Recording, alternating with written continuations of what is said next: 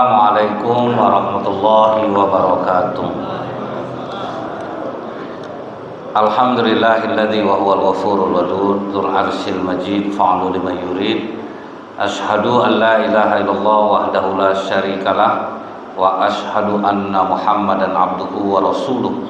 Allahumma shalli wa sallim wa barik ala hadzal nabiyil karim wa ala alihi wa sahbihi ajmain.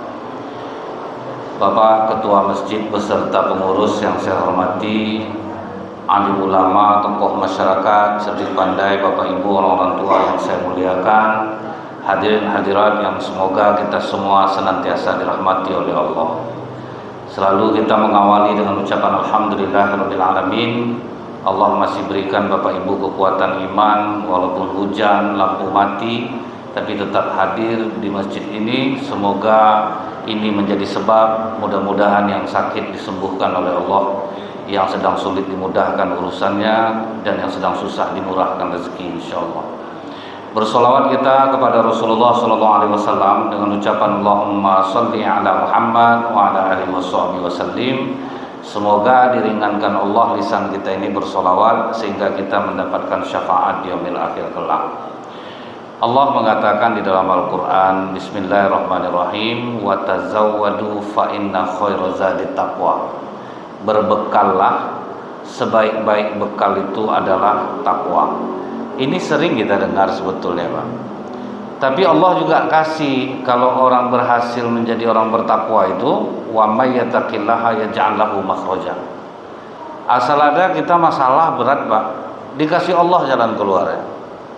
Wa yarzuqhu min haitsu la yahtasib. Diberikan Allah rezeki dari arah yang tidak terduga-duga. Jadi bila mana saat ini kita asal ada masalah, payah jalan keluarnya, sulit rezeki, padahal kita udah rajin sholat nih, mungkin ketakwaan kita bermasalah. Itu aja cirinya. Allah sudah katakan kalau kita takwa, mudah jalan keluar kalau ada masalah. Rezeki diantarkan oleh Allah. Tapi ini kok kita tidak keluar-keluar dari masalah kita, bisa jadi ketakwaan kita bermasalah. Tapi Allah juga kasih cara untuk kita supaya bisa menjadi orang yang bertakwa itu, Pak. Dalam surah Ali Imran ayat 134. Alladzina yunfiquna fis sarra wad dharra wal kaziminal ghaiz wal 'afina 'anil nas. Wallahu yuhibbul muhsinin. Kata Allah, cara jadi orang bertakwa itu rajin bersedekah, baik di saat lapang ataupun di saat sempit. Kebanyakan kita yang udah rajin sholat nih, Pak, ini yang payah, Pak. Lapang tidak mau bersedekah, sempit apalagi. Karena ada nih kejadian ya, Bu ya. Ada orang meninggal, dia banyak meninggalkan harta, Pak, tetapi tidak ada ahli waris. Bapak tidak ada, keluarga tidak ada, tapi pengadilan tetap mencari paling tidak yang ada hubungan sama dia. Rupanya dapat sepupunya, Bu. Sepupu jauh lah tuh, Pak, 3 orang. Jadi dipanggil ke pengadilan, kemudian disampaikanlah, saudara dia yang masih hidup hanya kalian lagi, walaupun kalian sepupunya, tapi hanya kalian yang mendapatkan harta dia. Jadi masing-masing itu kalau dirupiahkan dapat 40 miliar satu orang. Terus apa kata pengadilan? Kalian kan tidak mendapatkan uang ini dengan susah payah. Bagaimana kalau kami menyarankan kalian yang dapat bagian ini kasih 1 miliar satu orang, bangun masjid atas nama si mayit. Tidak ada yang mau tiga-tiganya, Pak. Itulah dahsyatnya orang soal uang. Padahal tidak bekerja dia mendapatkannya, diminta sedekah, tidak mau dia sedekah. Jadi di sini kita banyak nih, Pak, orang-orang yang udah rajin sholat, dia memisahkan. Padahal dalam Al-Quran setiap kalimat aqimis sholat pasti di sebelahnya wa atuz zakah. Itu tidak akan pernah berpisah. Dia ada 3 yang tidak pernah terpisah dalam Al-Quran. Aqimis sholah wa atuz zakah, aniskurli wali walidaya, dan ati Allah wa atiur Rasul. Itu tidak pernah berpisah itu, Pak. Jadi banyak kita yang udah sholat nih, kadang-kadang sholat rajin, sedekah ini kurang, Pak. Jadi makanya kalau untuk mau jadi orang bertakwa, kata Allah, rajin sedekah baik di saat lapang ataupun di saat sempit. Inilah amalan para sahabat Rasulullah sehingga mereka berjaya dan uangnya masih abadi sebagian sampai sekarang. Karena prinsip sahabat Rasulullah itu, Pak, lebih mendahulukan orang lain daripada dirinya sendiri. Kita mungkin pernah mendengar riwayat Ali bin Abi Thalib karramallahu wajhah pernah pulang ke rumah tidak membawa uang. Sampai di rumah dia tanya ke Fatimah, "Wahai Fatimah, adakah yang bisa kita makan siang ini?" Kata Fatimah, "Maaf suamiku, tidak ada yang bisa kita makan siang ini. Tapi aku punya uang 2 dirham, hanya cukup untuk membeli makan Hasan dan Husain. Bawalah makanan ini, belikan makanan untuk anak kita." Berangkatlah Ali dari rumah menuju pasar. Dibeli makanan. Setelah makanan dibeli, pas jalan pulang jumpa sama fakir miskin, Pak. Disapanya Ali, "Assalamualaikum Abul Hasan, apa yang kau bawa itu?" Kata Ali, "Aku membawa makanan untuk anakku." Kata fakir miskin ini, "Maaf Ali, istri dan anakku sudah masuk hari kedua tidak makan. Bolehkah aku minta makanan yang kau bawa itu?" Ini amalan orang bertakwa itu, Pak. Coba lah, apa enggak berat tuh, Pak? Di rumah anak belum makan, ini ada fakir miskin yang kelaparan. Dan pada zaman Rasulullah tidak ada pengemis, Pak. Jadi Rasulullah pernah jumpa orang minta-minta di pintu masjid. Dipanggil oleh Rasulullah, "Apa yang ada di rumahmu?" "Gentong air ya Rasulullah." "Bawa gentong air itu kemari." Begitu dibawanya gentong air, dilelang oleh Rasulullah. "Siapa yang sanggup membeli gentong air ini?" "Berapa ya Rasulullah?" Kata Rasulullah, "Yang nawar paling tinggi." Ada yang menjawab 2 dirham perak, lagi ada yang 4 dirham perak. Akhirnya 4 dirham perak dipilih. 1 dirham perak itu kan kalau uang kita sekarang 90.000, Pak. Berarti 360.000. Separuh dikasih Rasulullah ke keluarganya, separuh lagi dibelikan kapak sama tali. Kau tidak boleh lagi ngemis. Ini kapak, ini tali, cari kayu, jual. Makanya, Bu ya, pekerjaan halal yang dibenci oleh Allah adalah mengemis, Pak. Jadi Bapak Ibu ngasih pengemis di jalan, Allah benci sama kita. Ini kadang tidak kenanya sedekah kita tuh, Pak. Di Jogja, siapa yang ngasih pengemis didenda 40%, Pak.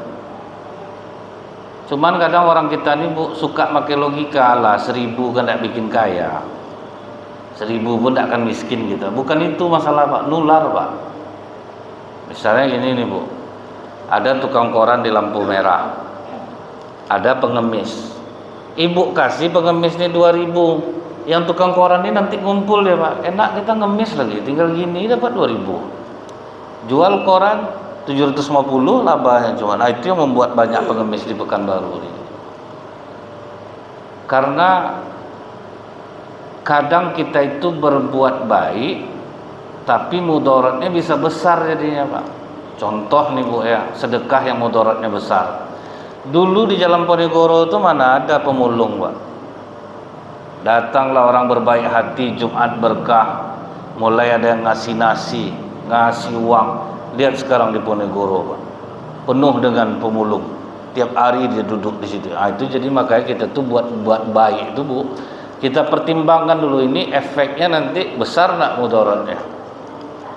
Jadi kita yang berpikir, makanya Rasulullah mengatakan sedekah yang paling afdol adalah kepada karib kerabat, orang-orang dekat, tetangga-tetangga dekat, tetangga-tetangga jauh, orang yang dalam tanggunganmu, orang yang dalam keadaan berjihad, supaya kita tahu keadaannya, Pak. Siapa yang bersedekah kepada saudara kandung, pahalanya 2. Pahala sedekah, pahala kasih sayang. 2 malah dapatnya, Pak. Karena orang yang dekat kita tahu betul keadaannya. Nah, orang Indonesia ini tidak bisa macam itu. Makanya yang sering kena copet di Arab Saudi pasti jamaah Indonesia, Pak. Karena jamaah Indonesia yang suka ngasih pengemis. Akhirnya dikeroyok sama pengemis itu. Pokok kasih 1, keroyok ramai-ramai gitu. Jadi kalau mau sedekah, sedekahlah kepada orang-orang dekat kita. Jadi kita tahu keadaannya. Nah makanya Ali kenapa berani ngasih fakir miskin ini? Karena fakir miskin ini adalah tetangganya, orang dekatnya. Kenapa orang kita Cina kaya? Kita tidak perlu iri, karena dia yang menjalankan apa yang disampaikan Rasulullah. Orang Cina itu membantu keluarga itu sampai 3 kali Pak, baru dilepas. Datang keluarga pertama, aku mau buka lahan sawit, butuh dana sekian miliar, dibantu. Gagal, datang lagi, aku mau buka sarang burung walet aja, bangun ruko, sekian miliar, kasih lagi. Gagal lagi, datang lagi, aku mau buka kedai kopi aja, sekian ratus juta, dikasih, baru dilepas. Makanya orang itu dikasih pertama aja udah maju dia Pak, karena ngasihnya penuh. Kita yang orang Islam nih Pak, datang keluarga minta bantu, ceramah yang dapat. Kak, ada duit kakak 40 juta kak, aku mau buka laundry. Duduklah kau dulu. Kau waktu berduit sok gaya kau. Kakak tuh bukan apa-apa ya. Heran kakak nengok kau nih ya. Kau istri kau tengoklah gaya. Nak ceramah Pak, sampailah ke istri, sampai kau mana. Baru nanti terakhirnya, kalau sekarang kakak enggak ada duit. Ini ganti ojek kau 20.000 tadi kemarin. Udah orang diceramah banyak-banyak. 20.000 dikasih. Jadi kalau kita nengok orang Islam susah ya wajar aja Pak, karena kita tidak mengamalkan ini. Jadi dalam Islam ini sudah jelas sebut ya, untuk apa kita nyumbang berjuta-juta ke masjid? Saudara kandung kita susah Pak. Ini yang banyak kena Bu, orang banyak pencitraan Pak. Ke orang lain minjam mobil Pak, bang pinjam mobil bang, pakai. Tetangga sakit, kasih. Tapi giliran adik yang sakit, bang pinjam mobil ngantar mama ke rumah sakit. Kalian macam aku aja pinjam mobil, sebanyak nih kalian ya. Kalau mau pakai itu oke lah, tapi kau tengok ampere minyak itu dulu. Kalau kau adik. Jadi saya kalau melihat ada orang Bu ya di satu masyarakat sedekah rajin, masalahnya banyak. Itu berarti ke saudara biasanya kurang. Saya pernah ceramah di rumah orang, nengok rumahnya itu Pak, saking megahnya itu terbayang sama saya. Kalau saya punya rumah ini macam film India, saya sama istri saya sembunyi balik tembok tuh, keluar tembok sana. Atau bayang tuh Pak. Tapi rupanya ibu tuh tidak bahagia di rumah. Padahal Bu bangun masjid dia paling besar nyumbangnya, bantu anak yatim, fakir miskin. Tapi pertanyaannya ke saya apa Bu? Saya susah tidur malam Ustaz, jantung sering berdebar. Kemudian saya coba buat tahajud, makin takut saya. Saya bilang mungkin HB Ibu di bawah 12. Karena kalau HB di bawah 12 kita gelisah Pak. Jadi kalau ada Bapak Ibu merasakan di luar duduk, terbayang aja ada apa lah nih ya. Tapi Bapak tidak tahu apa yang menggelisahkan Bapak. Berarti itu HB turun. Itu secara medis. Kata ibu tuh HB saya normal Ustaz. Nah situ saya bingung Pak, HB normal kenapa takut, kenapa gelisah, nyumbang banyak. Dia ceritakan, saya haji sudah 2 kali Ustaz, nyumbang anak yatim, maaf ngomong aja Ustaz, di kampung ini memang saya lah yang kuat ekonominya, rajin saya santuni fakir miskin tetangga. Di situ ya terdiam saya Bu, bingung juga saya masalah ibu Bu ya, padahal amal soleh ibu banyak nih. Nah beberapa minggu kemudian saya ceramah di satu masjid. Entah mengapa mata saya ini tertuju kepada seorang nenek-nenek Bu. Sampai grogi nenek itu saya pandang Pak. Udah main-main sejadah, nenek itu ditengoknya juga. Saya itu nunduk dia. Saya lah takut jadinya Pak. Karena kan rating nenek-nenek tinggi di Indonesia ini sekarang Bu. Di Sulawesi nenek umur 65, suami umur 20 Bu. Di Jogja nenek 74, suami umur 30 Pak. Pokoknya nenek semangat aja nenek, sabar aja Pak. Nah jadi habis saya ceramah didekati oleh nenek itu Pak. Nah Ustadz ngapa mandang nenek dari tadi? Saya langsung minta maaf ya Nek ya. Nengok wajah nenek ingat saya jamaah Nek. Dia tinggal di daerah ini, umurnya 55 tahun. Anak saya tuh Ustaz. Jumpa saya sama mak kandungnya Pak, ibu yang gelisah tidur tadi itu. Gimana dia sama nenek? Langsung nangis nenek. Gawat tuh Ustaz. Ke saudara nih, saya mak kandungnya nih Ustaz ya, pernah minjam duit 700.000 untuk beli obat diabetes. Menjelang uang pensiun almarhum suami saya keluar, tak mau dia minjamkan Ustaz. Itulah banyak orang pencitraan Pak. Jadi kalau ada di antara Bapak Ibu sedekah udah banyak ke masjid nih ya, hati gelisah juga Pak, berarti ada masalah sama saudara. Berarti ada saudara yang susah tidak dibantu, atau mak masih hidup tapi permintaannya dihalang-halangi terus. Ada pengusaha di Pekanbaru nih Bu ya, prinsip dia apa? Kalau permintaan orang tua, pinta berlaku, pinta kehendak berlaku, pinta diberi. Itu prinsip dia. Saya Ustadz, apapun yang diminta emak saya, walaupun emak saya lumpuh, minta beli mobil Pak, dibelikan ya Pak. Kalau anak-anak sekarang nih, belikanlah mama TV. Nak mama jangan nonton-nonton juga lagi dunia-dunia aja. Mama pikir orang kalau udah tua-tua nih rajin aja lah ibadah, lagi berzikir, padahal dia pelit Pak.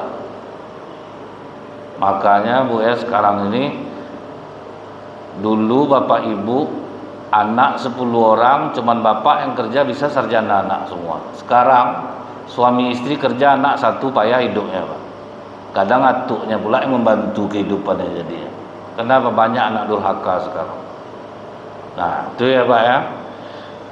Ali dengan tegas jiwanya dikasihnya makanan yang untuk anak kandungnya itu Pak. Tidak pikir-pikir ya Bu, anak kandung nak makan di rumah, ini ada orang kelaparan, dikasihnya makan, makanlah, ajak keluargamu makan.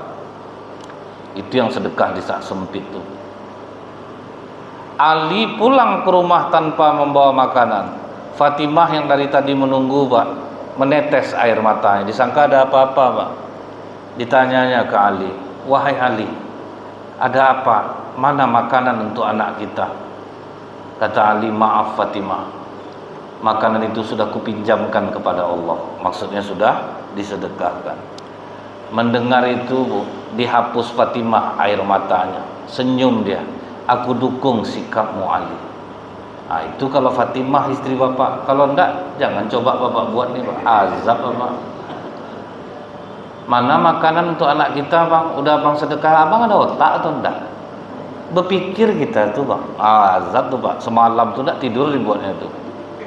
Ada pula anak enggak makan bersedekah, Abang di mana? Abang ngaji. Pasti kena gitu tuh Pak. Ngeri amalan seperti ini, maka kita susah mencapai derajat takwa tuh Pak. Kita banyak rata-rata sedekah itu saat lapang, saat sempit takut Pak. Minjam orang-orang butuh, saya bukan tidak mau minjamkan, tapi uang udah ada lah posnya. Rata-rata pasti itu Pak, takut. Mimpi kita mau jadi orang bertakwa Pak. Karena kalau kita sedekah di saat sempit, hati pasti lembut, itu pasti lembut. Karena sedekah itu melembutkan hati. Mau agama mana saja yang mengamalkan ini, dia pasti merasakan hal yang sama. Cuman bedanya kita ada plusnya Pak, kita berbuat itu ada nilai pahala yang kita raih. Nah setelah itu Bapak Ibu, apa kata Ali? Tunggulah sebentar di rumah Fatimah, aku akan pergi ke tempat Rasulullah, mana tahu Rasulullah ada makanan untuk cucu. Berangkatlah Ali. Belum sampai ke tempat Rasulullah, ada seorang badui membawa onta besar mendekati Ali. Assalamualaikum Ali. Ali tidak kenal sama dia Bu. Waalaikumsalam. Ali, terdesak betul aku ni Ali, belilah onta aku ni. Misalnya uang kita Bu, pasarannya 30 juta, aku jual sama kau 10 juta aja Ali, kan banyak labanya itu Pak. Begitulah kecepatan Allah menolong orang yang sedekah di saat sempit Pak. Dapat proyek jual onta tanpa harus mengemis-ngemis proyek. Kalau kita sekarang Pak, sholat rajin, mengemis ini kuat Pak. Bagilah agak sepaket Bang, itu bersenyum-senyum, diangke-angke orang Bu. Letih kita Pak dibuatnya. Tapi ini rezeki diantar oleh Allah. Dapat proyek menjual onta dengan laba besar. Kita makanya payah Pak kerja nih, karena kita tuh untuk Allah tuh terakhir terus. Pokok kalau cair besok nyumbang sedikit ke masjid, tunggulah dulu. Tapi kalau untuk mendapatkan proyek mau bayar di depan semuanya, Pak. Bisa tembus 10% ya, tapi bayar di awal. Pada mau, Pak. Nah, kalau untuk duniawi mau orang di depan. Tapi kalau untuk Allah belakangan terus, Bu. Pokok cair besok nih ya, nyumbang kita ke masjid. Nunggu dulu, Pak. Kalau cair pula, kalau enggak ya enggak. Nah, itu jadinya, Pak. Tapi ini lihat, Bu. Allah antarkan rezeki orang mau jual onta. Kemudian kata Ali, onta kau pula mau kau beli, anak aku aja enggak makan. Enggak usah bayar di depan, Ali. Kau jual aja lah dulu. Ambil labanya untuk kau. Nanti yang modal aku itu aja balikkan. Itu kecepatannya. Ragu Ali, Bu.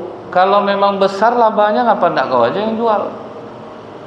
Kata dia, kami orang Badui ini kasar-kasar, Ali. Tidak mau orang belanja kalau sama kami.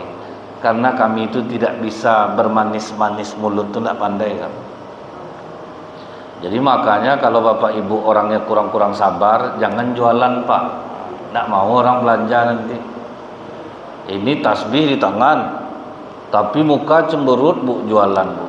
Dipilih-pilih orang telur ngamuk, dan saya pilih telur itu sama bentuk semuanya. Beli 2 telur orang diangkat-angkatnya. Siapa yang mau beli sama orang seperti ini? Jadi kita sendiri yang tahu, Pak. Mental aku temperamen, tidak mungkin aku jualan. Ada ibu-ibu dibawanya mau kena baru pas pengajian. Berapa nih, Kak? 350 aja. Tidak bisa 200, Kak. Tajam mulut kau menawar ya. Tidak pernah nonton TV kau. Iklannya berapa harga? Nah, kalau macam ini jualan siapa mau, Pak? Jadi kita sendiri yang tahu, Bu. Makanya Rasulullah itu kenapa cepat maju Islam pada masa itu, Pak? Rasulullah itu meletakkan orang pada tempatnya, Pak. Yang tutur katanya bagus dijadikan utusan Rasulullah untuk berdakwah ke Madinah, Mus'ab bin Umair. Yang mentalnya keras ditaruh untuk jadi panglima perang. Yang dulunya dia jago ngomong, lobby, dijadikan intelijen. Itu dia, Pak. Jadi Rasulullah itu, Pak, diletakkannya orang pada tempatnya. Makanya cepat maju Islam. Ingat enggak, Bu? Yang menulis wahyu disuruh Rasulullah Zaid bin Sabit. Berapa umurnya, Pak? 13 tahun, Pak. Jadi Rasulullah itu bukan mandang umur, punya kemampuan, skill ada di situ pakai. Itu dia, Pak. Makanya cepat maju jadi. Kalau kita kan Pak ya, anak muda bagus-bagus jiwanya, disuruh gulung-gulung karpet masjid, suruh ambil minum, bagi orang makan, bagi orang minum, padahal dia punya potensi. Masjid Hikmah di kantor gubernur, di Masjid Hikmah Jalan Sewu tuh, pengurusnya anak muda semua, Pak. Orang tuanya mendukung, Bu. Yang ngurus mulai dari nelpon ustadz, ngurus masjid, apa semua mereka. Orang tua hanya menyuruh, kalian butuh dana kami sediakan. Selesai masjid itu. Ada anak tempatan di situ tuh, Pak. Anak luar semua itu. Mereka seleksi, ambil ini punya kemampuan ini, jalan. Dulu Mutmainah Polda Riau itu anak-anak umur 20, 19, 17 yang ngurus masjid, Pak. Tapi yang punya potensi, jangan yang makan tidur masjid jadi beban lah jadinya, Pak. Macam bulan puasa, Bu. Pas 10 hari terakhir tahu dia ada makan masjid, pergi tidur masjid, Pak. Sahur makan itu tidak ada guna di masjid. Kalau itu tidak bisa, ini betul-betul diseleksi, Pak, dipakai. Nah, itu cara Rasulullah dulu. Nah, karena alasannya masuk akal, maka kata Ali, oke, aku bantu jual onta nih. Nanti kalau terjual kemana kau aku cari? Cari aja aku di pasar, Ali. Dibawa Ali lah onta nih pulang. Rencana mau dimandikan dulu, Pak, mau dibersihkan. Belum sampai ke rumah, datang orang nawar, Pak. Mau dijual ontanya nih. Kalau Bapak minat saya jual, kata. Lihat kecepatannya, kita jual rumah 3 bulan tidak laku-laku, dari masuk koran, masuk OLX, tidak mau laku-laku, Pak. Karena apa, Bu? Kita tidak maksimal sedekahnya, itu aja, Pak. Jual tanah tukang pakang aja yang nelfon, Pak. Pembeli tidak pernah jumpa. Jual lahan macam itu juga susah kita, Pak. Mau jual apa-apa susah. Sebab apa? Sedekah kita tidak maksimal. Kita aja yang merasa banyak sedekah. Karena ini saya sendiri kejadiannya nih, Bu. Saya merasa sedekah saya sudah banyak Pak, sudah maksimal.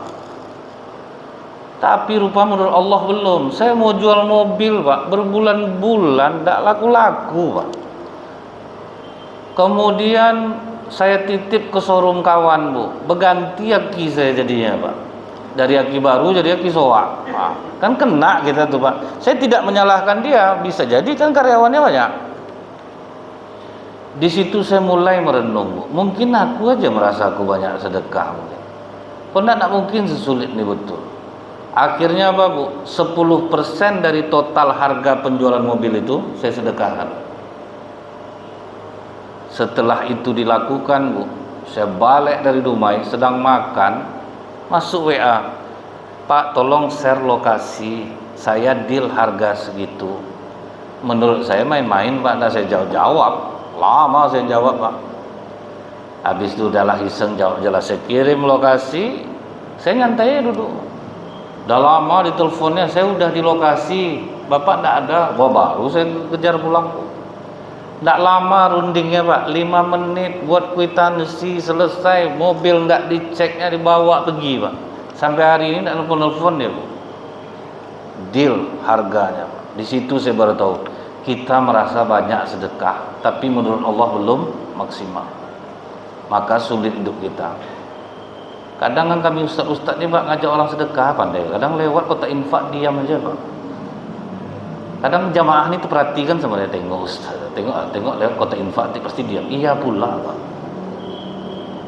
Kadang kalau dikasih amplop kan macam-macam terkejut kami. Apa nih Pak? Tak ada gitu loh Pak. Tak dikasih tunggunya tuh. Udah balik dari situ. Ini saya nih Pak ya. Udah balik dari situ. Kadang sengaja pakai sepatu bertali itu Pak. Belum juga keluar panitia tanggalkan tali itu balik Pak. Pasang balik. Kan biasanya ada adegan lari dari dalam. Kan itu Pak. Apa nih Pak? Kan itulah. Kalau enggak pura-pura nelpon tuh Bu. Belum juga keluar panitia telepon terus duduk itu. Itu saya ya Pak ya. Bukanlah yang lain, saya. Jadi Pak, begitu ditanya dia kepada Ali, berapa ini dijual ontanya?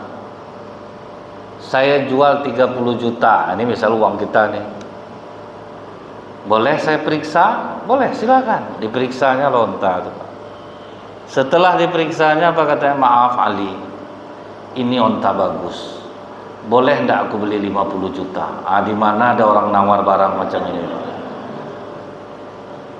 Makanya Bu, nilai sedekah tuh mulai dari 10 sampai 700 kali lipat, tergantung keadaan kita ketika bersedekah Pak. Sedekah yang paling afdol kapan Bu? Di saat kita miskin dan sangat menginginkan kekayaan. Jadi ini berlaku untuk siapapun yang mengamalkannya Pak. Siapapun yang mengamalkan ini, dia akan mendapatkan keajaiban yang sama. Tapi jangan ditunggu Bu dalam bentuk uang. Orang kan banyak, kalau sedekah kita sekian, nanti diganti Allah sekian. Disangkanya rezeki itu cuma uang Pak. Badan sehat, rezeki. Aturan jatuh patah tangan jadi tekilir biasa, rezeki. Kan sedekah menghindari bala Pak. Memancing rezeki juga dengan sedekah. Kan banyak rezeki itu. Kalau kita tok nunggu uang, kecewa kita Pak. Maka banyak orang kecewa dia habis sedekah, karena yang ditunggunya dalam bentuk uang. Badan sehat, rasa aman, anak baik, suami baik, istri baik, padahal itu rezeki semua ya Pak. Tapi orang banyak nak mikir ke sana. Allah mengatakan man jaa bil hasanati falahu asru amsalihha. Satu kebaikan yang kamu buat 10 kali lipat diganti Allah. Jadi tidak pun kita minta, itu memang sudah dijanjikan Allah Pak. Tidak perlu kita minta, karena itu memang sudah janji Allah. Jadi waktu itu Bu, rupanya ada sopir yang dengar kajian ini. Berpikirlah dia Pak, duit aku ada 200. Berarti kalau aku sedekah 200 kali 10, jadi 2 juta. Iya kalau diganti Allah, kalau tidak mati aku tanggal tua. Udahlah tes aja lah, Allah ini agak 100 dulu. Pas lewat kota infak, dimasukkannya lah 100.000. Sejak itu dia tunggulah Allah membalas jadi 1 juta. Setelah berhari-hari ternyata tidak ada dibalas Allah. Pas dia sholat zuhur di hari keempat berdoa lah dia, ya Allah, tidak usahlah ganti 10 kali lipat lagi, modal aku tu aja lah, tolong pulangkan. Itulah doa dia Pak, minta dipulangkan modalnya. Malah kena dia sama Allah, diuji Bu. Bertambah kerjanya dari perusahaan, disuruh membawa bos 4 hari keluar kota, tambah sakit hatinya Pak, duit tak diganti Allah, kerja bertambah. Jadi 4 hari dia keluar kota tu Pak, kesal aja isinya Pak, menyesal ikut pengajian satu. Tak apa pula ikutlah di pengajian tu, kena jadinya, hilang duit 100. Rupanya Bu, pas pulang bosnya ngasih amplop Pak. Ini nanti kasih buat istri kamu ya. Karena dia sedang kesal, ya Pak, makasih Pak, taruh di dashboard aja. Taruh, bosnya dalam laci mobil. Di antaranya bosnya pulang, kamu bawa aja mobilnya pulang, kamu cuci aja sekalian. Oke Pak, dibawa mobil pulang. Diambilnya amplop dalam laci tadi. Masuk dia ke rumah, dilemparkannya ke istrinya. Ini dari bos abang untuk ada. Ya ngapa abang lempar-lempar? Diam aja lah, capek abang nih. Abang mau mandi dulu. Mandi lah dia. Pakai sampo, bersabun-sabun, mata bersabun-sabun. Teriak istri dari luar, bang, keluar bang. Pakai anduk bersabun-sabun tu lah dia keluar Pak, mata pedih. Ngapa dek teriak-teriak? Alhamdulillah bang, 1 juta rupanya dikasih bos abang. Serius 1 juta dek? Iya bang, hitung lah ya. Dihitung hilang pedih matanya Pak, dihitung lah duit tu. Rupanya 1 juta Bu. Begitu tahu 1 juta istighfar ya Bu. Astagfirullahaladzim, astagfirullah. Heran istrinya, abang kok istighfar bang, kok tidak mengucap alhamdulillah? Rupanya 2 penyesalan dia. Kalau tahu 1 juta, ngapa tidak dipotongnya dulu 500? Itu yang dipikirnya. Karena kalau udah sampai ke tangan istri kan tidak bisa minta lagi. Itu yang disesalkan dia pertama. Yang kedua, kalau tahulah diganti Allah 10 kali lipat, ngapa aku tidak sedekah 200 hari itu? Itu kalau orang berharap duniawi Pak.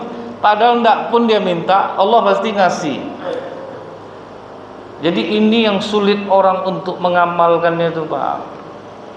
Kita ini aneh, beli mobil ikhlas, habis duit beli pakaian ikhlas, beli handphone ikhlas, tapi sedekah Bu, berat kita. Kadang Bu ya, sumbangan orang Jumat itu kan diumumkan tuh, infak Jumat minggu lalu 340.000 rupiah. Saya hitung jumlah sab Pak, berarti 2.000 rata-rata orang isi.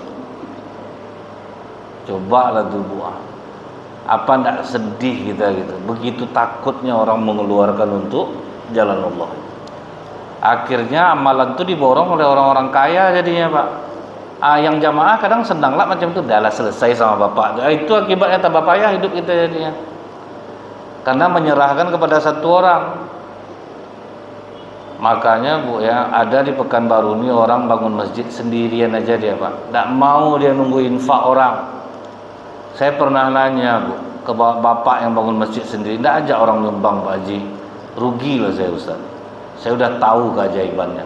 Itu Pak, datang orang bilang berarti bapak mau monopoli amal. Kita berlomba-lomba untuk akhirat nih katanya. Saya tidak mau buka kota infak, mau apa? Kan banyak juga orang marah Pak, ya berarti bapak monopoli amalan nih Pak. Ya kan kita disuruh berlomba-lomba untuk akhirat. Kalian nak mau? Bagus aku borong sendiri. Lagian aku borong sendiri kan bukan untuk kepentingan pribadi, untuk semua, untuk umat. Karena dia sudah terasa keajaiban dari membangun masjid, menghabiskan uang untuk akhirat. Nah kita tidak bisa macam itu. Kadang ada acara makan-makan di masjid, udah nak nyumbang bawa tupperware lah dari rumah Pak, disalinnya lah lauk di masjid tuh.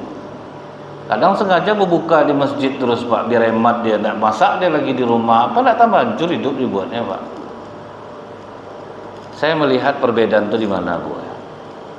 Di Arab Saudi rumah sakit rata-rata kosong dari pasien Pak, dan itu tidak hoax. Payah mencari pasien di rumah sakit Arab Saudi, kosong.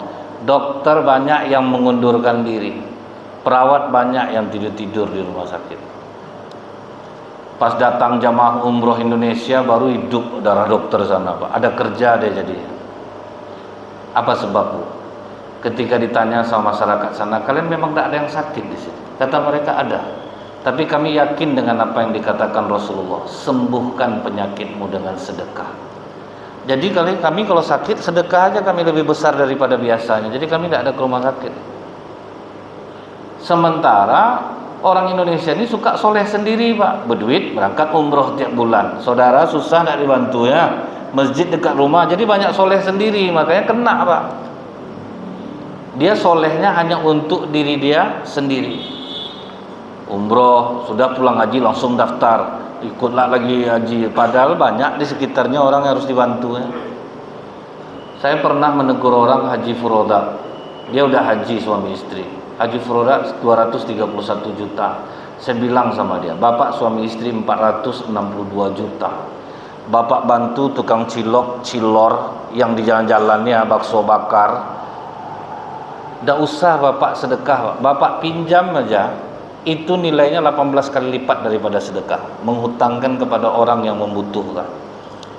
Didoakannya bapak tak soleh sendiri jadinya. Karena yang keliling, Pak, untuk pedagang-pedagang kecil nih, Bank 47, Pak. Bank kan ada BNI 46. Ini Bank 47, Bu. Pinjam 4, bayar 7, Pak. Azab pedagang itu dibuatnya, Bu. Karena rentenir yang jalan. Dia yang meminjam-minjamkan uang ke orang itu dengan bunga yang besar berlipat-lipat. Nah, disitulah banyak kena kita orang Indonesia. Beramal hanya untuk diri sendiri. Solehnya hanya untuk dirinya sendiri.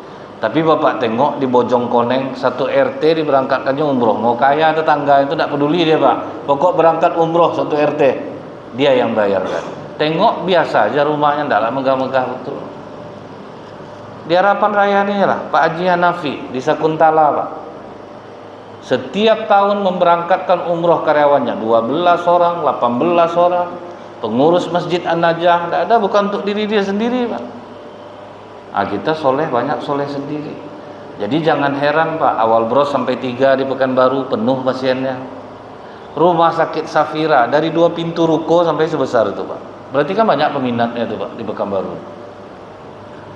Bukan orang Pekanbaru tidak mau sedekah, tetapi tidak imbang. Pendapatan besar, sedekahnya kecil. Itu fakta, Pak. Makanya Allah kasih kita sakit, karena sakit menghilangkan dosa. Maka dikasih Allah sakit dan obatnya tidak ditanggung lah sama BPJS. Dengan cara itu Allah ngambil jadinya, Pak. Karena mengobati penyakit kan ikhtiar, berpahala. Akan tidak mau sedekah, diambil Allah lah dengan cara itu. Ada obat-obat yang tidak ditanggung oleh BPJS. Belilah sendiri harga 1 juta, 2 juta, 3 juta. Tapi coba orang tahu penyembuhan dengan cara seperti ini, Pak, mungkin tidak berat beban rumah sakit sekarang. Apa mungkin Rasulullah bohong, Pak? Tidak mungkin Rasulullah bohong mengatakan sembuhkan penyakitmu dengan sedekah. Tidak mungkin Rasulullah bohong. Itulah cara orang di Arab Saudi. Ada ibu-ibu, dia kena kanker stadium akhir. Pembantunya orang Indonesia.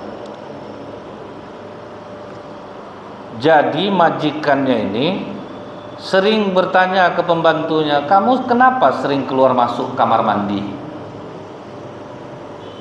Dijawab oleh pembantunya ini, sebelum saya berangkat ke sini, Nyonya, saya melahirkan anak laki-laki. Saya sempat menyusuinya. Jadi setiap kali bayi saya haus di Indonesia, dada saya mengeras. Akhirnya saya perah air susu saya. Makanya saya berulang kali masuk kamar mandi, saya memerah air susu saya. Inilah keajaiban dikasih Allah kepada ibu yang menyusukan bayinya. Kemanapun ibu itu pergi, pasti dia tahu kapan bayinya haus. Menangis majikannya nih, Bu. Hari ini juga saya suruh anak saya cari tiket. Kalau ada kamu pulang ke Indonesia, kamu kontrak sama saya 1 tahun. Walaupun kamu baru 1 bulan, saya gaji penuh kamu untuk 12 bulan. Berarti dia sedekah 11 bulan. Begitu dikasih tiket, pembantunya pulang ke Indonesia, besoknya ibu ini pergi ke rumah sakit, cek kankernya langsung 0%. Makanya inilah yang dah dibuat orang di Pekanbaru. Kadang apa mak banyak betul emas mak takut nanti kalau sakit-sakit payah. Udah disiapkannya untuk sakitnya emasnya dulu pak. Ini yang masjid dekat sini. Apapun program masjid ini bu ya 700 kali lipat semua nilainya di sisi Allah. Jadi jangan pernah takut. Sedekah yang paling tinggi di saat kita sempit dan sangat menginginkan kekayaan. Subhanakallahumma bihamdika asyhadu an la ilaha illa anta astaghfiruka wa atubu ilaik. Assalamualaikum warahmatullahi wabarakatuh.